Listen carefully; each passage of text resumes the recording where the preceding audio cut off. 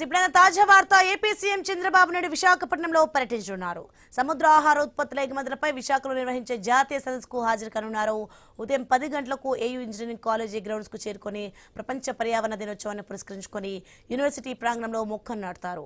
ఆ తర్వాత సైకిల్ పై ప్రయాణించి బీచ్ రోడ్లోని నోవాటెల్ హోటల్లో జరగనున్న national sea food exports work shop కు హాజరవుతారు.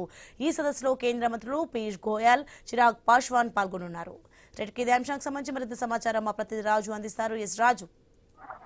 Good morning Soni. ఏదైతే ఈ రోజు ప్రపంచ పర్యావరణ దినోత్సవం సందర్భంగా విశాఖపట్నంలో రాష్ట్ర ముఖ్యమంత్రి చంద్రబాబు నాయుడు అయితే సైకిల్ తొక్కనున్నారు.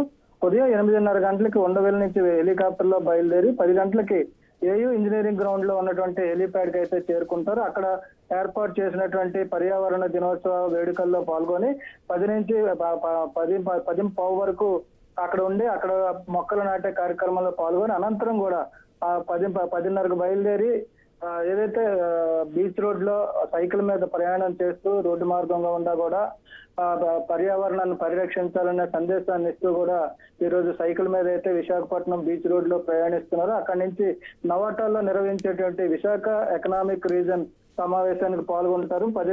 11 నుంచి 12:30 వరకు కూడా విశాఖ ఎకనామిక్ రీజన్ మీటింగ్ లో పాల్గొని సమీక్ష అనంతరం కూడా అదే హోటల్లో నిర్వహిస్తున్నటువంటి సముద్రపు ఆహారం అంటే సీ ఫుడ్ ఎక్స్పోర్ట్స్ సదస్సు జాతీయ సదస్సులో అయితే పాల్గొంటారు. 12:30 నుంచి 2:10 వరకు ఈ వర్క్ షాప్ లో అయితే పాల్గొని రాబోయే రోజుల్లో ఆహార ఉత్పత్తులు సముద్రపు ఆహార ఉత్పత్తులు ఏ విధంగా ఎక్స్పోర్ట్ చేయాలి, ఇప్పుడున్నటువంటి లక్ష్యాలను ఎలా అధిగమించి మరింత అభివృద్ధి సాధించాలి అంటే ఎందుకంటే దేశంలోనే అత్యధికంగా ఆంధ్రప్రదేశ్ రాష్ట్రంలోనే సీ ఫుడ్స్ ఎక్స్పోర్ట్ అవుతున్నాయి కాబట్టి అగ్రస్థానంలో ఆంధ్రప్రదేశ్ ఉంది. అందుకని జాతీయ స్థాయి సదస్సు కూడా ఈ రోజు అయితే విశాఖపట్నంలో నిర్వహించడం జరుగుతుంది.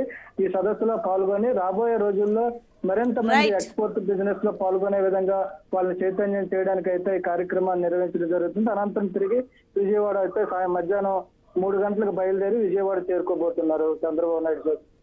Right, thanks for information Raju.